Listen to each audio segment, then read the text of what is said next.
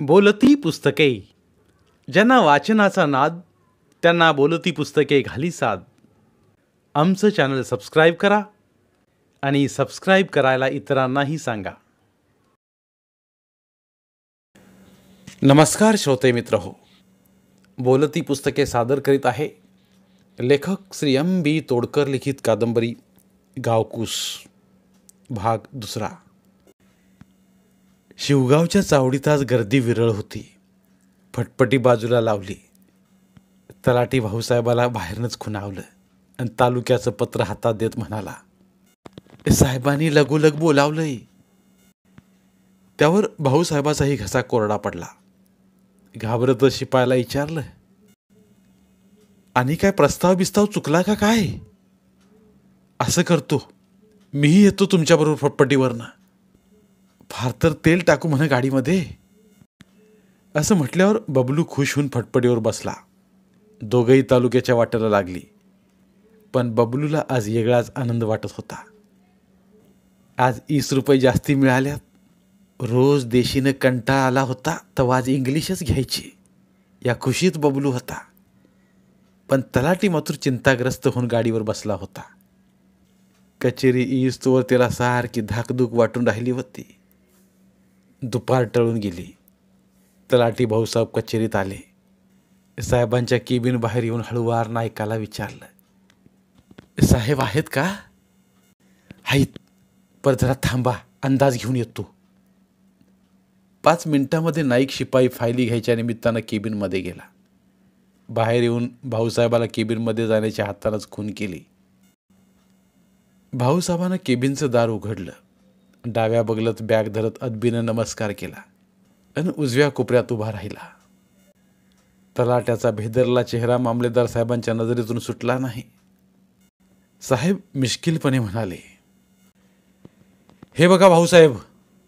पुढलं बोलायच्या आतच तलाठी कळवळून म्हणालं, सॉरी सर, काय प्रस्तावात चूक झाली असेल तर माफ करा. एवढ्यात मामलेदार म्हणाले, तसं काही नाही भाऊसाहेब. उद्या सकाळी 11 वाजेपर्यंत शिवगावच्या रावसाहेब चव्हाणाला तालुक्याला घेऊन या. माझ्या मते संघर्ष होण्या अगोदर सबुरीनं घेऊन बघूया, नाहीतर कायदा आहेच की आपल्याला.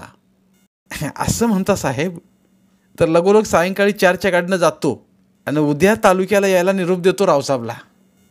असं म्हणून तलाठी केबिन बाहेर पडला. तेवढ्यात भेदरल्या अवस्थेत काटकरबाई केबिन बाहेर कान लावून असलेली जरा पुढे येऊन तलाट्याच्या कानापाशी येऊन म्हणाली, भाऊसाहेब काय झालं हो? काही नाही, साहेबांचं खाजगी काम होतं. त्यांच्या माणसाला निरोप द्यायचा होता म्हणून बोलवलं होतं साहेबांनी. यावर काटकरबाईंना धीर येऊन उसासा टाकला आणि ती आपल्या आसनाकडे निघून गेली. नेहमी दैनंदिन कामात टाळाटाळ करणारी, पूर्वीच्या आपल्या कुळकायदा विभागाकडे येणाऱ्या दीनदुबळ्या पक्षकारांना, अर्जदारांना 2 ओळीच्या पत्राला सुद्धा महिना हेलपाट मारायला लावणाऱ्या श्रीमती काटकरबाईंची मुद्दाम टंचाई आणि दुष्काळ निवारण कक्षाकडे बदली केली होती. तिची कामचुकार प्रवृत्ती कार्यालयातच काय सर्व वरिष्ठांनीही अनुभवली होती. कामानं कंबारड मोडून जायचं, पण करणार काय? लहान लहान पोरं शिकायला होती.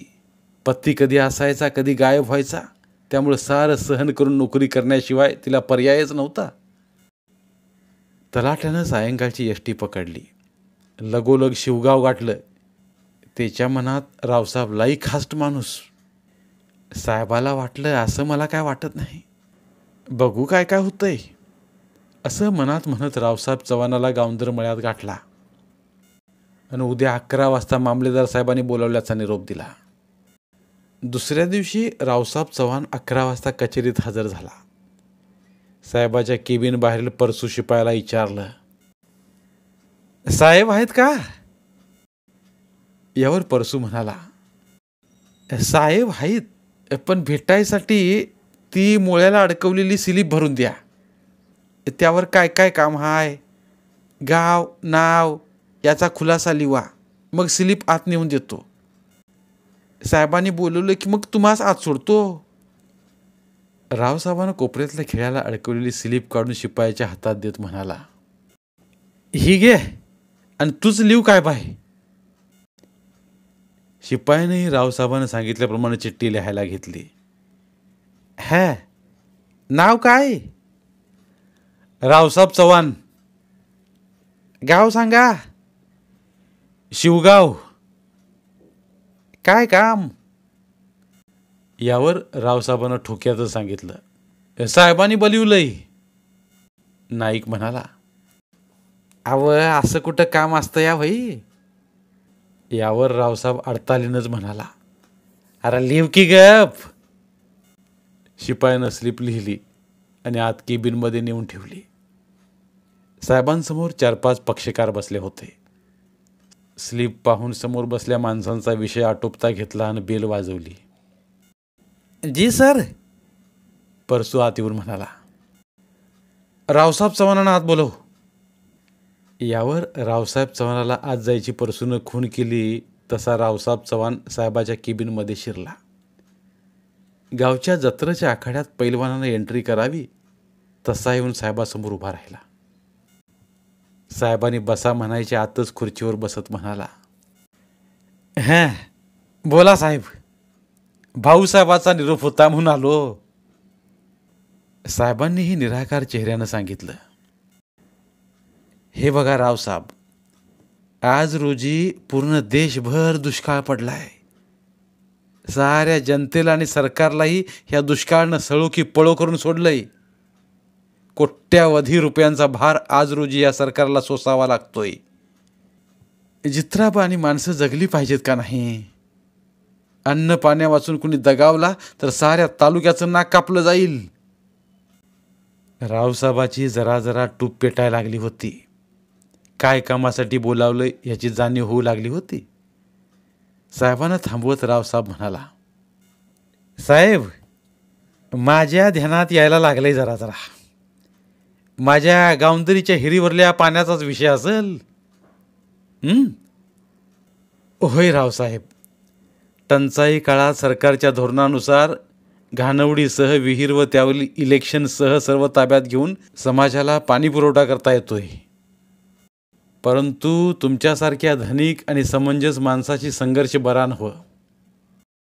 तेव्हा कोणत्याही कायद्याचा धाक न दाखवता आम्ही आपली विहीर दुष्काळ हटेपर्यंत इलेक्ट्रिक कनेक्शनसह ताब्यात घ्यायचं ठरवलंय. आता असं करा, गावानं प्यायला पुरेसं पाणी नेलं की उरलेलं सारं पाणी तुमचंच की. त्यावर तुमचाच हक्क राहणार आहे." रावसाहेबाला कधी नाही ते मामलेदारसारख्या व्यक्तीनं समंजस माणूस म्हटल्याचा अभिमान वाटू लागला होता.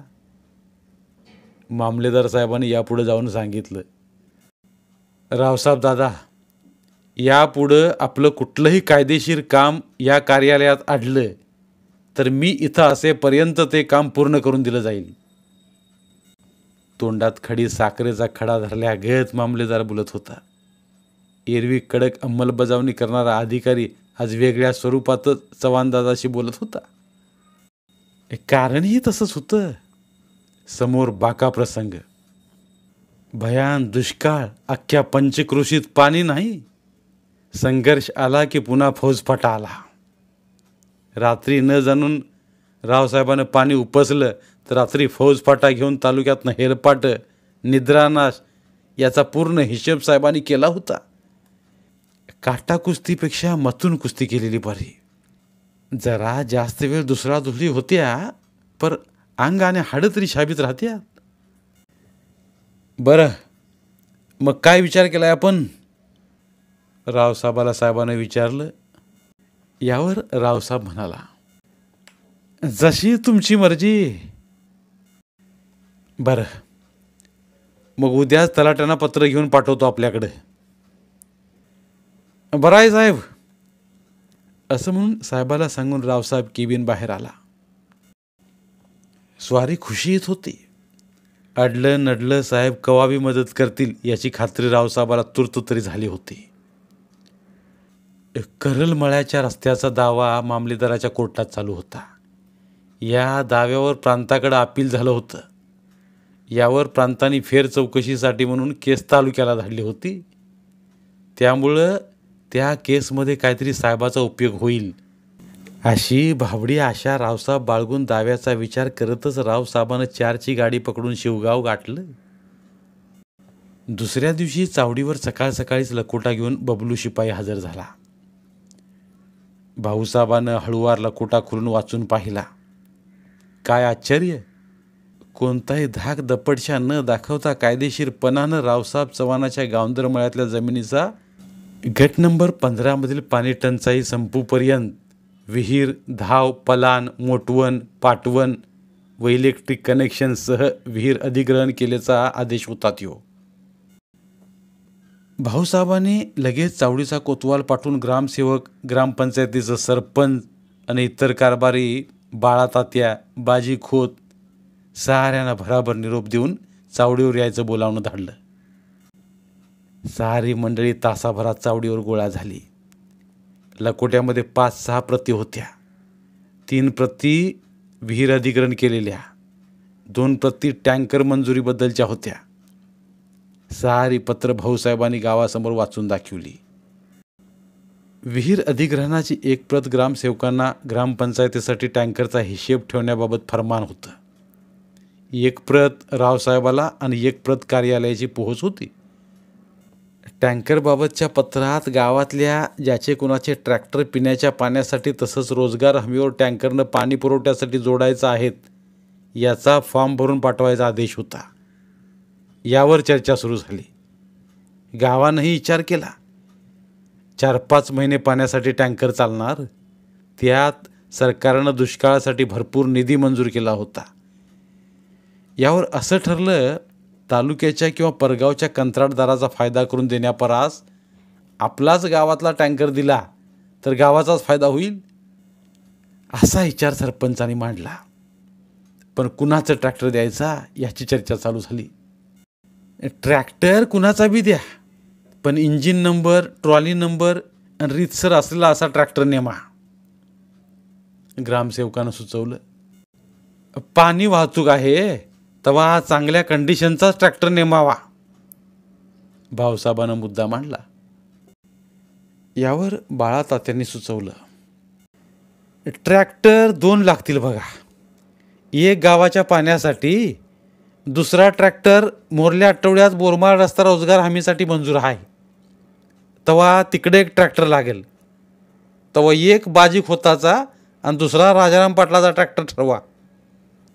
दोघांचं बी ट्रॅक्टर नुकतंच खरेदी केलेलं आहेत, असं सांगत बाजी खोत आणि राजाराम पाटील यांची संमती विचारली. यावर दोघांनीही होकारार्थी माना डोलावल्या. तात्यांचा हा मुद्दा साऱ्यांनाच पटला, कारण बाळातात्यांच्या मोहर कुणाची ब्र काढायची हिंमत नव्हती. असा ठराव ग्रामसेवकाकडून तयार करून घेऊन ग्रामसेवकाला ताबडतोब तालुक्याला धाडण्यात आलं. तोवर बबलू शिपाई अजून थांबूनच होता. अजून रावसाहेब चव्हाणाला गाठून आदेश बजवायचा होता. तालुक्यावरनं आणलेल्या बबलूच्या फटफटीवरनंच तलाट्यानं बबलू रावसाहेब चव्हाणाच्या गावंदरमळ्यात गेले. रावसाहेब चव्हाण गावंदरमळ्याच्या घाणवडीवरच 4 आकणाचं कौलारू घर बांधून राहत होता. दारात भाऊसाहेब आणि तालुक्याचा शिपाई बघून रावसाहेबानं आत येण्याची खूण केली. सोप्यातच पलंग टाकलेला. पलंगावर दोघांना बसायची व्यवस्था केली. रावसाहेब म्हणाला, भाऊसाहेब, कालच साहेबांचं आणि माझं बोलणं झालंय, मग आज आणि काय काढले माझ्याकडे? त्या विषयाचंच पत्र घेऊन आलो होतो. पत्राची एक प्रत रावसाहेबाच्या हातात देत दुसरी प्रत रावसाहेबाच्या समोर धरली. यावर पत्र मिळाल्याची एक सही करा.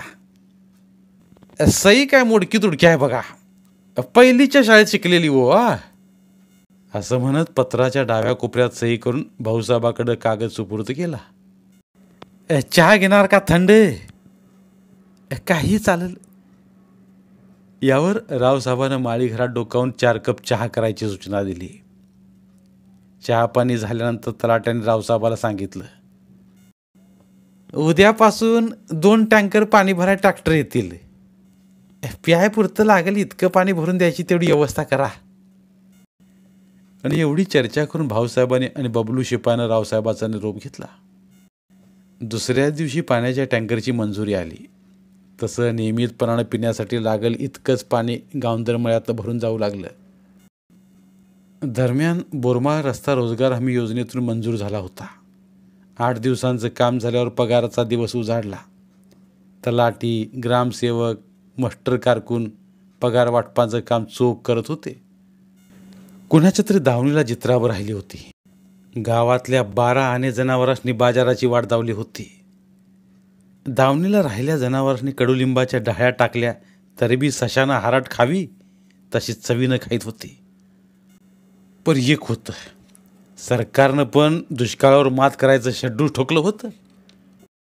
साऱ्या दुनियेला कळलं होतं दुष्काळावर मात करायसाठी पुरून उरलं होतं त्यावेळचं सरकार. माळ अंगाला म्हशी 2-4 तास हिंडवून आणायचे. वाळक्या कुसळावर फुंकर मारून 4-2 गवताच्या काड्या त्यांच्या पोटात जायच्या. मग तशीच उपाशी जनावरं दावणीला आणून बांधायची. दावणीला उपाशी जनावरं आणि घरातली उपाशी माणसं बघून करत्या शेतकऱ्यांचं डोळं पाण्यानं डबडबायचं. आणि म्हणून ही शेतकरी मंडळी विचार करायची. एखादी तानपी म्हस दावणीला ठेवून बाकीच्या जित्राबासनी बाजार दावायची आणि म्हणायची, डोळ्या माघारी त्यांचं काय असेल ते असेल. असायचं काय, कत्तल खाण्याची वाटच की. असं बघता बघता 4 महिने गेलं. मे महिन्याची अखेर होती आणि एक दिवस अचानक सायंकाळच्या टायमाला शिवगावातलाच एक सामान्य कुटुंबातला सात्विक आणि आध्यात्मिक विचाराचा शेतकरी जाधवांचा भावशांना आपल्या अंगणात आला. आपली सात्विकतेची सारी ताकद एकवटली. समोर यमाईच्या डोंगराकडे महादेवाच्या दिशेला तोंड करून आगतिकतेनं कडाडल्या आवाजात मेघराजाचा धावा करून प्रार्थना करू लागला. बरस रे मेघराजा, आता तरी बरस. तहानेनं व्याकुळ झाल्या साऱ्या दुनियेला तुझ्या ओलाव्याची गरज भासू लागली या. कासा वीज झाल्या गुरा वासरांना, जित्राबांना आणि श्वापदांना आणि किड्या मुंग्यांना बी तुझ्या एका थेंबाची आस लागली या. पाण्यासाठी सारी दुनिया वनवन करायला लागली या. धाव र मेघराजा धाव, आता तरी धाव. निळ्या आभाळाच्या टोका पत्तूर आस धरून ढगांची चाहूल लागायची वाट पाहतो ह्यो बळीराजा. अरे किती अंत पाहायचा अजून. दीन दुबळ्या कष्टकऱ्यांची गळचिपी व्हायला लागली आणि धाय मोकलाय लागली अरे धरणी. का अजून हे तांडव माजवायचंच आहे तुला. ये रे राजा, सुरात सूर मिसळू दे तुझा. भेगाळलेल्या जमिनीला मोठ्या टपोऱ्या ठेंबानी ओली चिंब करून टाक. डवरलेल्या सृष्टीच्या आणि हिरव्या गर्द झाडीच्या पळकाटा झाल्यात या चित्री खंत वाटू दे तुला. एवढं काहूर माजवायचंच होतं तर का जन्माला घातलंस या दुबळ्या बळीराजाला आणि मुख्या जित्राबांना बी. तुझ्या या आतताईपणाचा आणि हेकाडपणाचा परिणाम काय झालाय माहितीये तुला. हजारो वारुळ धुळीस मिळाली. लाखो मधमाशांची डोलारलेल्या आंब्याला लगडलेली शेकडो पोळी उद्ध्वस्त झाल्या. ती उकिरड्यावरल्या बुचबुचणाऱ्या अळ्यांचा आणि रात्रीची झाडं चंदेरी करणाऱ्या रात किड्यांचा मरून तडपडून खच पडलाय. तुझ्या ढगांप्रमाणेच भरारी मारणारी चिमणी पाखरं तडपडून तडपडून धरणीत गडप झाली आहेत. या साऱ्यात किती जीव असतात याची मोजदाद कर म्हणजे कळेल तुला. दावणीला लाखानं असणारं बळीराजाचं सांगाती आणि पालन करती गुरं वासरं कुठं गेली ठाऊक आहे तुला. अरे ती तर कवाच हलाल झाल्यात. आता बस बस झाला लपंडाव. तुझं विश्वरूप दर्शन धाव धाव आता. धडा धडा गावचा वडा तुडुंब होऊ दे. आज मला उमजलंय दुसरं तिसरं कुणी नसून तूच जगाचा पालनहार आहेस. दर सालाची भाकणूक, गंड दोर, उरूस, जत्रा हे सारं तुझ्यामुळं झूट आहे. झूट. शेतीबरोबर अध्यात्म जाणकार असल्या अण्णानं प्रार्थना संपवली आणि डोळं उघडलं. आणि काय आश्चर्य म्हणा नाहीतर योगायोग म्हणा. यमाईच्या डोंगराच्या उत्तर पूर्व कोपऱ्यात महादेवाच्या अंगाला नजर टाकली.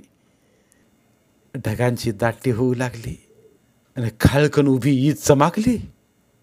अण्णा सहसार गाव कानात वारं शिरल्या खोंडागत उसळू लागलं. अण्णाची गल्ली तर अण्णाकडे बघितच राहिली. पण अण्णाला याचं भान नव्हतं. आता महादेवाच्या अंगाला इजा झाली आणि पावसाला सुरुवात झाली म्हटल्यावर अख्खं शिवगाव आनंदात डोलू लागलं. त्यांच्या आनंदाला उधाण आलं होतं. आनंदाला उधाण यायचं आणखी एक कारण होतं. कारण कसलं, एक इंगितच म्हणा ते. गावात पूर्वीच्या काळी म्हणजे 20व्या शतकाच्या सुरुवातीला विरूपाक्ष नावी नावाचा सावकार होता. म्हणजे आजच्या चंदूवाण्याचा दत्तक आजा. मोठा सावकार. धान्याचं मोठं कोठार होतं त्याचं. त्या कोठारात 2 वर्षांची बेजमी होईल असं धान्य साठवून ठेवायचा त्यो. मूलबाळ नव्हतं, पण मूलबाळ व्हावं म्हणून धान्याचा दर साली दानधर्म करायचा. गावातल्या गोरगरिबांनी धान्य वाटायचं. गोरगरिबांचं आणि उपाशी तापाशी असणाऱ्या समाजाचा आशीर्वाद घ्यायचा. पर त्याची एक अट असायची. महादेवाच्या कोपऱ्यात उभी खडी ईद चमाकली तरच तो गोदाम उघडून धान्य वाटायचा. काही सालात पावसानं वड दिली की डोंगरात इजा चमकायच्या नाहीत. अगदी वळीव संपून रोहिणी नक्षत्र संपलं तरी ईद चमकायचं नाव घेत नसायची. रोहिणी नक्षत्राच्या वेळेला गावातली गोरगरीब मंडळी कासावीस व्हायची. वीज नाही चमकली तर औंदाच्याला सावकाराकडे धान्य काय मिळायचं नाही. यावर ही मंडळी मोठी शक्कल लढवायची. पण आपण आज म्हणतो आजची पिढी फार चाणाक्षाने हुशार. कुठलं राव, जुनी पिढीच फार चाणाक्षाने हुशार. त्याचं असं व्हायचं. गावातली गोरगरिबामधली काही बेरकी मंडळी रातच्याला कडूसं पडून गेल्यावर यमाईच्या डोंगरात महादेवाच्या अंगाला जायची. गंजीतल्या 4-5 पेंड्या कडबा न्यायची. त्या बिरकीतलीच काही मंडळी विरूपाक्ष सावकारात 3 सांज टळल्यावर अंगणात खाटल्यावर गप्पा मारत गुंतवून ठेवायची आणि डोंगराकडे महादेवाच्या अंगाला बोट करून दावायची आणि म्हणायची, बघा सावकार, त्या कशा इजा चमकायला लागल्यात.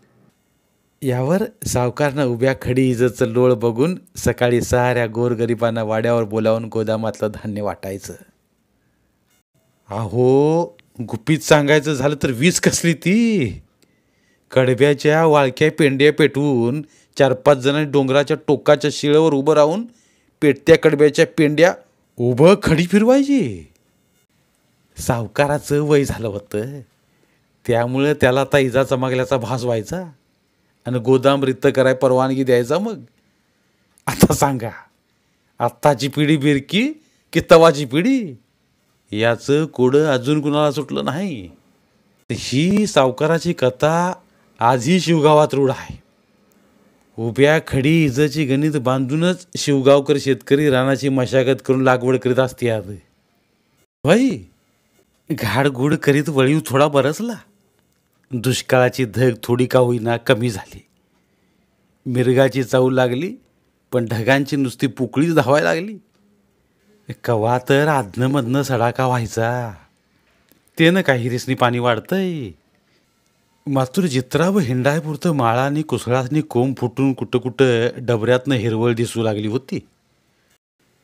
दुष्काळातली रोजगार हमीची कामं थांबली, पण पोटाचं काय. मळकऱ्यांनी पावसाच्या सरीवर विश्वास ठेवून कडवाळ टाकली होती. हवेत गारवा होता, पण ढग बरसत नव्हतं. कुणी मकं तर कुणी बाजरी टोकत होतं. 2-4 महिन्यात जित्राबासाठी वैरण आणि पोटासाठी मकं हुरडा का असना म्हणून आणि पोटाची व्यवस्था म्हणून सारे उद्योगाला लागली होती. सगळी नक्षत्र थोडी थोडी पडत मोहरं जात होती. पिण्याच्या पाण्याचा थोडा का होईना प्रश्न पुरता मिटला होता. त्यामुळं रावसाहेब चव्हाणाच्या गावंदर मळ्यातील पाण्याची टँकर बंद झाली होती आणि या भीषण दुष्काळाच्या गर्तेत पुरता होरपळला होता तो जाधवाचा भावशांना. माळकरी घराण्याचा वारसा लाभलेला, भजन कीर्तनाचा छंद असणारा आणि सात्विक लोकांची संगत असणारा भावशांना सरळ चालीचा होता.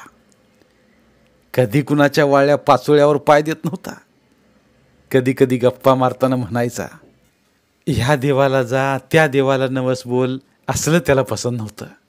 आणि म्हणायचा बी, आपण कुणाचं काय बी नुकसान केलं नाही. आयुष्यभर सत्यानं वागलं की देव आपल्या पाठीशी उभा राहतोय. त्याच्या दारात येळ काढून हेलपाट मारायचं आणि काम बुडवायचं अण्णाला पसंत नसायचं. तर असा हा भावशांना दुष्काळाच्या खाईत पुरता होरपाळला होता. कारण दुष्काळाच्या तोंडावरच मागल्या साली दोघा भावाभावांच्या वाटण्या झाल्या होत्या. धाकट्या गणूनानाची बायको तानून मागल्या 1-2 वर्षापासून त्याच्या मागं वाटणीचं टुमणं लावलं होतं. आणि शेवटी पहिल्या बाळणपणाच्या वेळेला जे माहेरात जाऊन बसली ती वाटण्या करायच्या ठरल्या बिगार नांदाला यायचं नाव घेतलं नव्हतं. नवऱ्याला म्हणायची आपलं 1 पोर, त्यांची 4 पोरं, त्यातली 1 लेक, तिच्या लग्नाचा खर्च, एवढा रामरगाडा निस्तुस्तवर आपण म्हातारं होऊ, मग आपल्या लेकरासाठी काय न कवा मिळवायचं. म्हणायची येईल ते त्यांच्याच मड्यावर घालायची पाळी आली. आणि असं म्हणून नवऱ्यावर म्हणजे गणूनानावर सारखी खेकसायची, आदळआपट करायची. गावातनं पण भावशांनाच्या वारगीच्या माणसाकडनं वाटणीची भाषा अण्णाच्या कानावर 2 वर्षापासून येत होती. अखेर भावशांनानं विचार केला आणि गणूबाला सोप्यात गाठून सांगितलं, गणू आज जा आणि बायकोला घेऊन ये जा. बाळणपणास बी 7-8 महिने होऊन गेल्यात. उद्याच्या आयतवारी सोडून सोमवारी वाटण्या करून टाकू. वय आता असं कर, उद्या गावासनं आल्यावर सांच्याला गावात जाऊन 2 पंच मंडळीसनी पण बोलवू. घरादाराच्या वाटण्या करून टाकूया एकदाच्या. गणूनं सांज पत्तूर बायकोला घरात आणली. दुसऱ्या दिवशी उठून बाजी खोत आणि बाळाचा त्यासनी सोमवारच्याला वाटण्या करायला येण्यासाठी निरोप दिला. दुसऱ्या दिवशी पंचमंडळी सोप्यात जमली. खाली चटईवर एका कोपऱ्यात अण्णा, दुसऱ्या कोपऱ्यात गणूबा, भिंतीकडला मध्ये खाटल्यावर पंचमंडळी बसलेली. घरातलं सार हातरून पांघरून भांडी कुंडी पैसा अडका सोप्यात पंचासमोर ठेवण्यात आला. नीरव शांतता पसरली होती. यावर तात्याने सुरुवात केली. हा बोल गणूबा, कशा करायच्या आहेत वाटण्या. यावर माळी घरातनं नऊवारीच्या पदराला मुरका मारत तोंड बाहेर न काढताच तानू बोलली, जे योग्य वाटतंय तेच करा की. यावर बाजीने गणूबाला दरडावलं, हे बघ गणूबा, ह्यात बाई माणसाने तोंड खुपसायचं नाही, नाहीतर आम्ही आमच्या वाटेनं जातो. यावर गणूबा माळी घरात जाऊन तानूला म्हणाला, अगे तात्या आहेत यो, त्याच्यावर साऱ्या गावाचा विश्वास आहे, वावगं काय बी करणार नाही त्यो. गणूबा माळी घरात जाऊन तानूला बजावून आला. बजावून कसलं, समजूत काढून आला झालं. समान आकाराची भांडी दोन्ही बाजूला, लहान मोठी भांडी आलटून पालटून 1 लहान 1 मोठं असं केलं. दुसऱ्या अंगाला 1 मोठं आणि 1 लहान, जेमतेम परपंचा. त्यामुळं भांडी कुंडी इतर सामान थोड्याच वेळात वाटून झालं. नंतर तात्या म्हणाला, सोन्याचं असं करा, ज्याच्या त्याच्या अंगावरलं सोनं ज्याचं त्याच्याकडेच राहू दे.